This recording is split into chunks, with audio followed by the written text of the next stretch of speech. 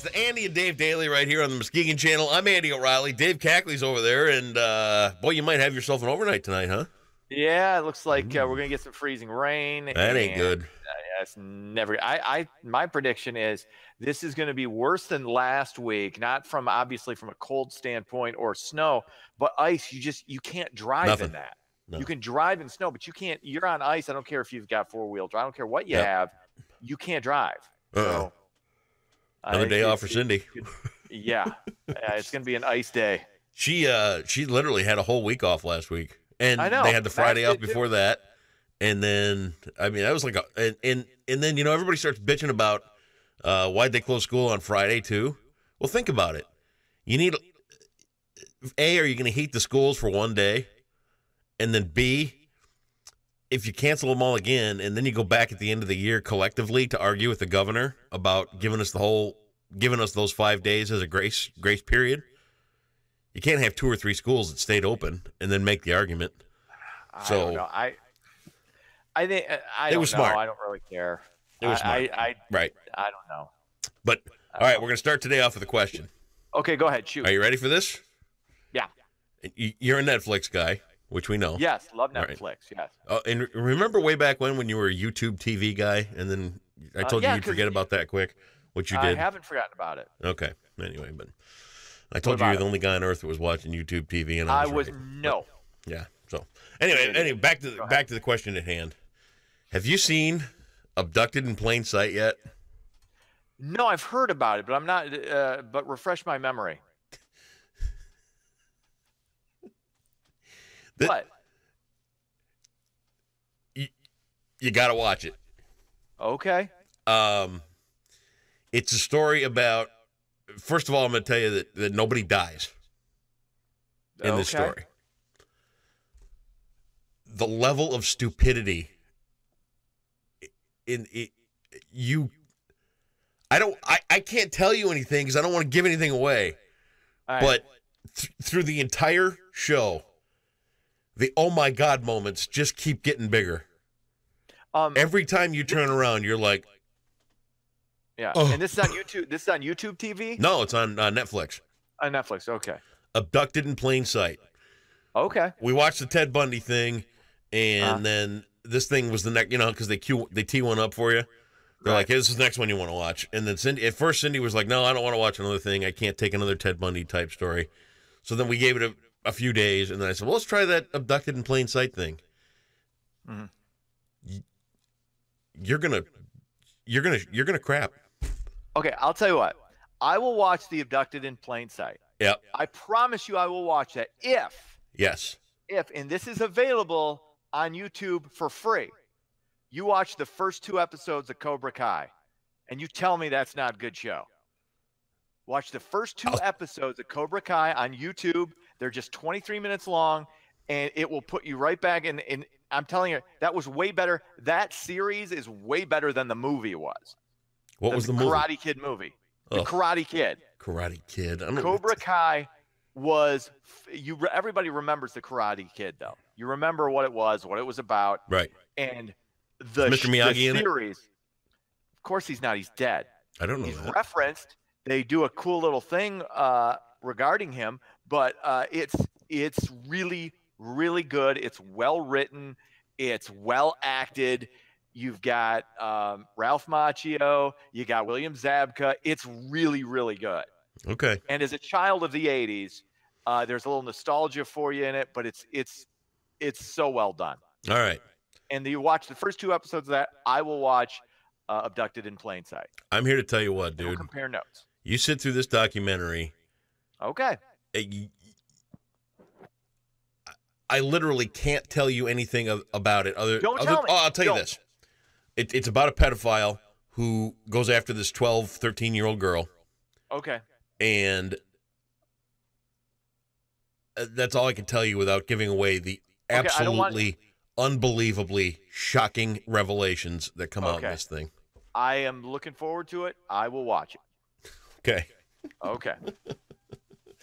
Let it roll. It's weird to say that I'm looking forward to it. That sounded a little weird, but yeah, I will watch it. After you see this thing, you're gonna have this look on your face like this. Okay. Seriously. All right. All right. Okay, Let it rip. Get into it. President Trump will deliver his second State of the Union address tonight. His speech was originally scheduled, of course, for January, but was postponed due to the partial government shutdown. Second shutdown is looming if a deal cannot be reached on the president's proposed border wall by February 15th. Now, there is talk that in his speech tonight, he may just say, hey, look, we're not going to get a deal done. I'm going to declare a national emergency. Right. And we'll see where that goes. But who knows? I don't care. Like I said before, State of the Unions, I wish they would stop televising these. They're pointless. Right. Nobody cares. Right. Okay. It's the same thing every single time. They've thought it through, though, the state of emergency thing, and there's a precedent that's been set. It goes back to, I think it was Truman who tried it, or FDR, or one of those two, and it gets blocked. It's going to get blocked. Trump's going to try it. Okay, but the money's not been allocated, and if it's blocked, we're gonna have another shutdown. That's gonna happen. But here's the thing. Here's what they were, and this was on Fox News last night. Okay, it's gonna get blocked by some court because it's not gonna happen, and Trump's gonna call it a non-victory because, hey, I did it, but the court shut me down. So get ready for that. I'm gonna be. I will. If that happens, he ain't getting reelected.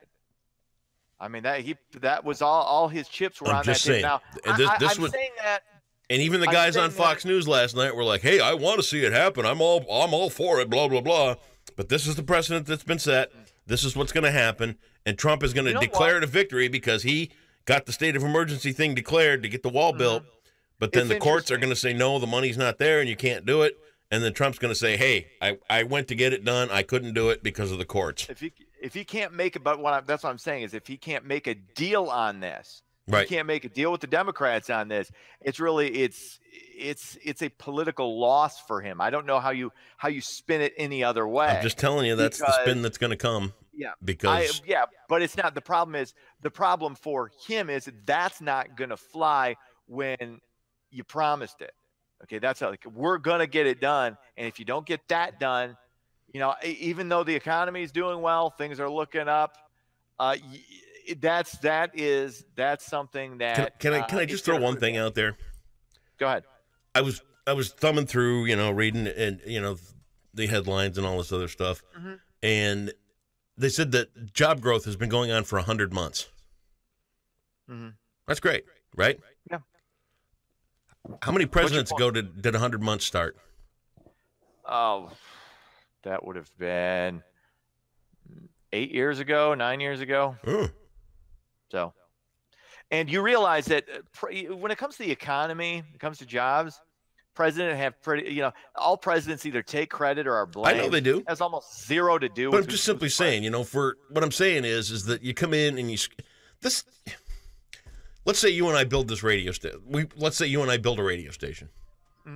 It's great and it's successful and everything else. And we go through the hard work of getting the radio station up and running and people tuning in and all this other stuff. And then all of a sudden they hire some new clown from out of town. He comes in and all the groundwork has been done in advance. All the heavy lifting has been done. And then he comes in and goes, "Look what I've created. I have done all this wonderful work."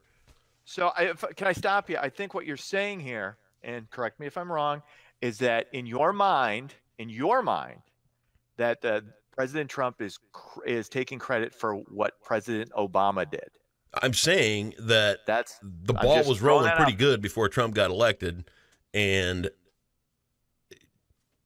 you can't just come in and take the credit like it's being done. Well, tax cuts do help. We all know that. I'm not saying that I haven't seen a tax cut. Doesn't deserve. Well, that's because you're one of the rich. I'm poor, yeah, so I got a tax cut. I'm just saying. Would you like to see the $100 I have left to my name, dude? It doesn't matter. That's how you're viewed. That's how you're viewed by a lot of people. By a lot. I'm not going to tell you by who. Not by me. I don't view you that way. I view you as an earner. I don't believe you should be penalized. I've got family members that are hurt because they're viewed as rich and they're not rich. Right. But they're earners and they have more taken away. That's just how it works. Unfortunately, that you get penalized for achievement. Unfortunately, shouldn't be, but you are. But my whole point of this is it really doesn't matter who the president is. Any people who, and I'm not saying I know about this. I'm talking about people who know will tell you it doesn't matter who the president is when it comes to the economy and jobs. For the most part, it's just the guy who happens to be in office. That's why I said it doesn't matter who the president is. That doesn't mean you shouldn't vote. That doesn't mean any of that stuff. My whole point is it doesn't matter. Right. Okay. So if it doesn't matter, you shouldn't come in as the next president after whoever, Obama, Bush, Clinton, whoever. You don't come in as the next president and go, look what I've done. Ha, ha, ha, ha. Of course you're going to do that. Oh. Any president would. Any president who is in the midst of a good economy will take credit for it, regardless of where it started. Bill Clinton took credit for George Bush's economy. He took credit for that, which is fine. Well, it's not right. You happen to be in there. Good for you. You ride the wave. That's what you do. There you go. All right, do your next story. Right, moving on. Boring me to death. New bill introduced by, this is hysterical. New bill introduced by the Hawaii State House would effectively ban the sale of cigarettes in 5 years. The bill calls for raising the age to buy cigarettes to 30 by next year, 40, 50, and 60 each subsequent year, and by the year 2024, you will have to be 100 years old to legally purchase a pack of cigarettes. Right now the age is 21 in Hawaii. They've got the most, and I'm like, it doesn't impact me. I don't care. Right. Are